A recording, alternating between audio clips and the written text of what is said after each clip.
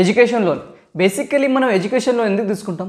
మీరు లేదా నేను హైయర్ ఎడ్యుకేషన్ చేద్దాం అనుకుంటాం, బట్ మన దగ్గర అంత సఫిషియెంట్ అమౌంట్ ఉండదు. దానికోసం అయితే మనం బ్యాంక్ వెళ్ళి అయితే లోన్ అయితే తీసుకుంటామట.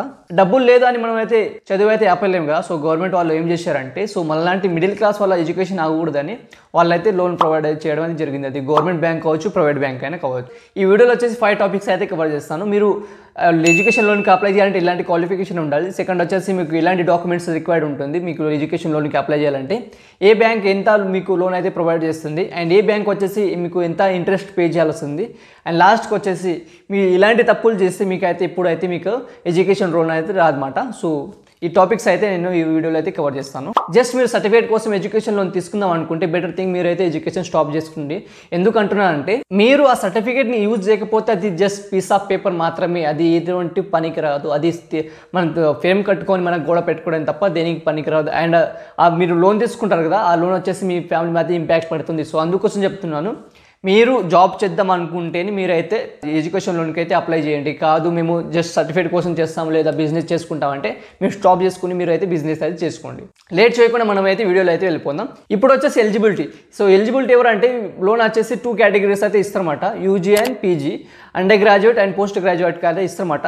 సో దాంతో పాటు అప్లికెంట్ కూడా ఉండాలి. సో అప్లికెంట్ ఎవరంటే, ఎవరు పర్సన్కి లోన్ కావాల్సిందో సో వాళ్ళు కూడా ఉండాలి. సో దాంతోపాటు వాళ్ళు ఒకటి ఉంటే సరిపోతుందో, వాళ్ళు ఒకరికి లోన్ ఇస్తారంటే కాదు అన్నమాట, వాళ్ళతో పాటు కో అప్లికెంట్ కూడా ఉండాలి. సో కో అప్లికెంట్ ఎవరంటే, వాళ్ళ own blood relationship, father, mother, brother, sister వాళ్ళు కూడా ఉండొచ్చు.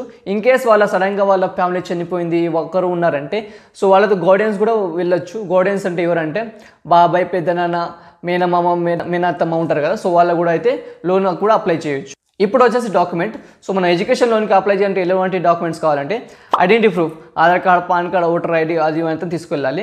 అండ్ దాంతోపాటు అడ్రస్ ప్రూఫ్, కరెంట్ బిల్ లేదా రెంటల్ అగ్రిమెంట్ ఉంది కదా, సో అది తీసుకెళ్ళాలి. అండ్ 2 ఫొటోస్ అయితే తీసుకెళ్ళాలి అప్లికెంట్ది. అండ్ దాంతోపాటు కో అప్లికెంట్ ఉంటారు కదా, సో కో అప్లికెంట్ వల్ల మీ ఫాదర్, సపోజ్ ఫాదర్ అయితే సో ఫాదర్ది salary slip, form 1680 returns, bank statement. ఇప్పుడు వచ్చేసి నేను మీ ఫాదర్ లేదా మీ బ్రదర్, సిస్టర్ ఎవరైనా, మీ మామ లేదా అత్తమ్మ వాళ్ళు జాబ్ చేస్తే వాళ్ళ గురించి చెప్తాను. నెక్స్ట్ వచ్చేసి నేను in case me salary, me daddy labour కావచ్చు లేదా ఫార్మర్ కావచ్చు, అన్ఎంప్లాయ్ ఉంటే వాళ్ళు ఎలా అప్లై చేయాలో చెప్తాను. సో ఇప్పుడు నేను వచ్చేసి ఎంప్లాయిడ్ ఉంటే, గవర్నమెంట్ కావచ్చు, ప్రైవేట్ కావచ్చు, వాళ్ళైతే చెప్తున్నమాట. ఇదైతే మీరు తీసుకొని వెళ్ళాలి. దాంతోపాటు student details, 10th marksheet, 12th marksheet, and degree చేస్తుంటే, డిగ్రీలో బీటెక్ చేస్తుంటే వాళ్ళ సర్టిఫికేట్ అయితే తీసుకుని వెళ్ళాలి. అండ్ ఇన్ కేస్ మీరు డిగ్రీ కోసం ఎడ్యుకేషన్ లోన్ తీసుకుందాం అనుకుంటే మీరు 10th అండ్ ఇంటర్ అయితే ప్రొవైడ్ చేయాలన్నమాట, వాళ్ళకైతే చూపించాలి. ఇప్పుడు వచ్చేసి నేను ప్రాసెస్ చెప్తాను. ఇప్పుడు ఎడ్యుకేషన్ లోన్కి ఎలా అప్లై చేయాలి నేను చెప్పిన డాక్యుమెంట్స్ అయితే అన్నీ క్యారీ చేసుకోండి. ఒరిజినల్తో పాటు మీరు జిరాక్స్ కూడా ఒక కాపీ అయితే తీసుకుని వెళ్ళండి. ఫస్ట్ మీరైతే కాలేజ్ అయితే యూజ్ చేసుకోండి. సో కాలేజ్ యూజ్ చేసుకున్నాక, యూనివర్సిటీ యూజ్ చేసినాక సో వాళ్ళకైతే ఒక అడ్మిషన్ అయితే తీసుకోండి. సో అడ్మిషన్ తీసుకున్నాక వాళ్ళు అయితే అడ్మిషన్ మీకు అయితే తీసుకుంటారు. అండ్ ఒక ఫామ్ అయితే ఇస్తారన్నమాట వాళ్ళు. సో మీరు ఎన్ని ఇయర్స్ చేస్తున్నారు, మీకు ఎంత ఖర్చు అవుతుంది, మీరు సపోజ్ ఎంబీఏ చేద్దాం అనుకున్నారు అనుకోండి, 2 ఇయర్స్లో ఎంత ఖర్చు అవుతుంది, ఎంత ఫీజు ఉంటుంది అన్నీ అయితే దాంట్లో అయితే మెన్షన్ చేసి ఉంటుంది. ఆ ఫామ్ తీసుకొని మీరైతే బ్యాంక్లో అయితే చూపించాలి విత్ డాక్యుమెంట్స్, చెప్పిన డాక్యుమెంట్స్ వాళ్ళతో పాటు ఆ ఫామ్ అయితే చూపించాలి.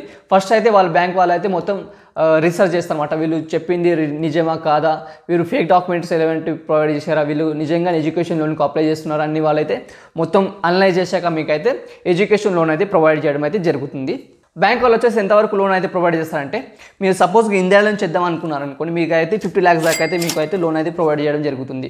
Depend on your college, me university దాన్ని బట్టి ఉంటుంది. సపోజ్ మీ యూనివర్సిటీ ఫీజు వచ్చి 10 lakhs అనుకోండి, సో మీకు అయితే 50 lakhs అయితే ఇవ్వరు, దాంట్లో వచ్చేసి 10 lakhs ఇవ్వచ్చు లేదా 5 lakhs కూడా ఇవ్వచ్చు.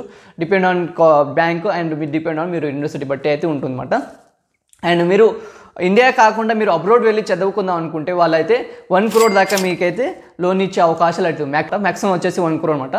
సో 1 crore దాకా అయితే మీకైతే లోన్ అయితే ప్రొవైడ్ చేయడం జరుగుతుంది. అది కూడా మీ యూనివర్సిటీ బట్టి, మీ కాలేజ్ ఫీజు బట్టి, అండ్ మీ ఏ బ్యాంక్ చూస్ చేస్తారో సో దాన్ని బట్టి అయితే అది వాళ్ళైతే లోన్ అయితే ప్రొవైడ్ చేయడం జరుగుతుంది. వాళ్ళు లోన్ ఇచ్చినప్పుడు ఇన్ కేస్ మీ డాడీ చెప్పినా కదా, మీ ఫాదర్ కావచ్చు, ఎవరైనా కోఆపరేటివ్ ఉంటారు కదా, వాళ్ళు జాబర్స్ ఉంటే 4 lakhs దాకా మీకు అయితే ఇస్తారన్నమాట. 4 lakhs మీకు ఎటువంటి డాక్యుమెంట్స్ తీసుకోకుండా, ఎటువంటి మీరు ప్రాపర్టీస్ పెట్టకుండా అయితే 4 lakhs దాకా అయితే మీకు అయితే లోన్ అయితే ప్రొవైడ్ చేస్తారు. ఇన్ కేస్ మీరు 4 lakhs కాకుండా ఎక్కువ కావాలంటే 4 నుంచి 7.5 దాకా అయితే మీరు అయితే థర్డ్ పర్సన్ ఉంటారు కదా, మీ బాబాయ్, పిన్ని, అత్తమ్మ, మామయ్య ఎవరైనా ఉంటారు కదా, సో వాళ్ళు అయితే సిగ్నేచర్ అయితే వచ్చి చేయాలన్నమాట. సో వాళ్ళతో డాక్యుమెంట్స్ కూడా తీసుకుని వెళ్ళండి. మీకు 4.4 నుంచి 7.5 lakhs అయితే కావాలంటే వాళ్ళతో పాటు బ్యాంక్ డీటెయిల్స్ ఉండగా అది తీసుకెళ్ళండి అండ్ వాళ్ళ సిగ్నేచర్ అయితే చేయాలన్నమాట. ఇన్ కేస్ మీరు 7.5 అబౌవ్ మీకు లోన్ కావాలంటే తప్పకుండా వాళ్ళకైతే మీ ల్యాండ్ డాక్యుమెంట్ కావచ్చు లేదా గోల్డ్ కావచ్చు అనేది వాళ్ళకైతే ప్రొవైడ్ చేయాలి. సో వాళ్ళు ప్రొవైడ్ చేసే వాళ్ళైతే 7.5 అబౌవ్ వాళ్ళైతే మీకు అయితే లోన్ అయితే ప్రొవైడ్ చేయడం జరుగుతుంది. అండ్ అందరికీ ఒక డౌట్ రావచ్చు ఏంటంటే, సపోజ్ మీరు ఎంబీఏ చేద్దాం అనుకుంటారు, సో ఎంబీఏలో జాయిన్ అయ్యారు, నెక్స్ట్ మంత్ నుంచి మీరు ఈఎంఐ పే చేయాల్సి వస్తే మీరు ఏం అవసరం లేదు.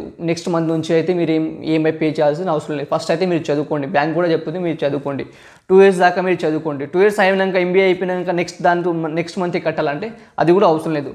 2 years అయినాక మీకు అయితే 1 year అయితే బ్యాంక్ అయితే టైం ఇస్తుంది అనమాట. సో 1 year లోపల అయితే మీరు అయితే జాబ్ తెచ్చుకోవాలి. అది గవర్నమెంట్ కావచ్చు, ప్రైవేట్ కావచ్చు, ఎక్కడైనా కావచ్చు, మీరు 1 year లోపల అయితే మీరు అయితే జాబ్ అయితే తెచ్చుకోవాలి. సో అప్పుడు దాకా మీ అకౌంట్ నుంచి అయితే డబ్బులు అయితే కట్ అవ్వవు.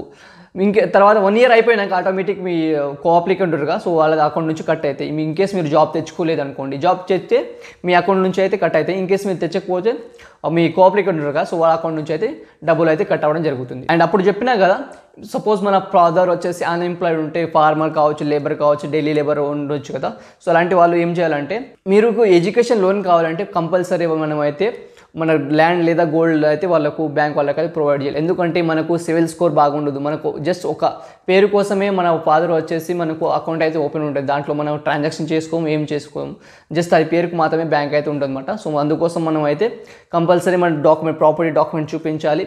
ఇన్ కేస్ మీరు ఒక 20 lakhs కావాలంటే మీకు ల్యాండ్ డాక్యుమెంట్స్ వచ్చేసి 30 lakhs 40 lakhs అయితే ఉండాలి. అప్పుడు మాత్రమే మీకు అయితే 20 lakhs లోన్ అయితే ప్రొవైడ్ చేస్తారు. ఇన్ కేస్ మీకు 10 lakhs ఉంది, మీకు 20 lakhs లోన్ కావాలంటే అంతవరకు అయితే ఇవ్వరు. మీ ల్యాండ్ ఉంటుంది కదా, సో మీ తీసుకున్న లోన్ ఉంటుంది కదా, సో దానికన్నా ఎక్కువ ఉండదు, అప్పుడైతే మీకు తగిన అమౌంట్ అయితే వాళ్ళైతే ప్రొవైడ్ చేయడం అయితే జరుగుతుంది. సో ఇదేనమాట. అన్ఎడ్యుకేటెడ్ ఉంటే, మీ ఫాదర్ అన్ఎంప్లాయిడ్ ఉంటే, సో మీరైతే కంపల్సరీ ల్యాండ్ డాక్యుమెంట్ అయితే వాళ్ళకి చూపించాలి. అండ్ ఏ బ్యాంక్ ఎంత ఇంట్రెస్ట్ తీసుకున్నాను నేను అయితే కింద అయితే డిస్క్రిప్షన్లో రాసి పెట్టాను, ఎందుకంటే వీడియో లెంత్ అయిపోతున్నాను, నేను డిస్క్రిప్షన్లో రాసి ఇచ్చాను. అండ్ మీకు ఏమైనా డౌట్ ఉంటే నేను కామెంట్ చేయండి, నేను ఏ బ్యాంక్ ఎంత లోన్ తీసుకుంటాను నేనైతే మీకు అయితే మళ్ళీ మెసేజ్ అయితే చేయడం జరుగుతుంది.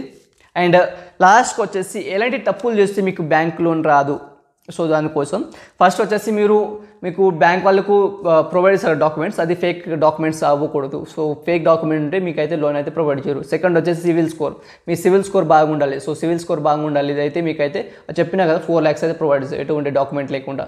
అండ్ మీ సివిల్ స్కోర్ బాగాలేకుండా అయితే మీరైతే ప్రాపర్టీ అయితే పెట్టాలన్నమాట. అండ్ లాస్ట్కి వచ్చేసి మీ దగ్గర ఐటీ రిటర్న్స్ బాగుంది, సివిల్ స్కోర్ బాగుంది, అన్నీ బాగుంది, బట్ మీ స్టూడెంట్, మీ విద్యార్థులు ఉందో, సో వాళ్ళైతే కంటిన్యూస్గా ఫెయిల్ అవుతూ ఉంటారు కదా, సో అలాంటి వాళ్ళకు కూడా లోన్ అయితే ప్రొవైడ్ చేయరు. ఎంత డబ్బులు ఉన్నారు కదా వాళ్ళకైతే లోన్ అయితే ప్రొవైడ్ చేయరు. సో మీ స్టూడెంట్ ఉంటారు కదా, అప్లికెంట్ ఉంటారు కదా, సో వాళ్ళైతే రెగ్యులర్ పాస్ అయితే ఉండాలి. అది హై కావచ్చు, లో కావచ్చు, కానీ పాస్ అయితే ఉండాలి. ఐ హోప్ ఈ వీడియోలో అయితే మీ అన్ని డౌట్ అయితే క్లారిఫై చేశాను అనుకుంటాను. మీకు ఏమైనా డౌట్ ఉంది నాకైతే కామెంట్ చేయండి, నేను 100% అయితే మీకైతే మీ ఇచ్చిన కామెంట్కి అయితే రిప్లై ఇవ్వడానికి ట్రై చేస్తాను.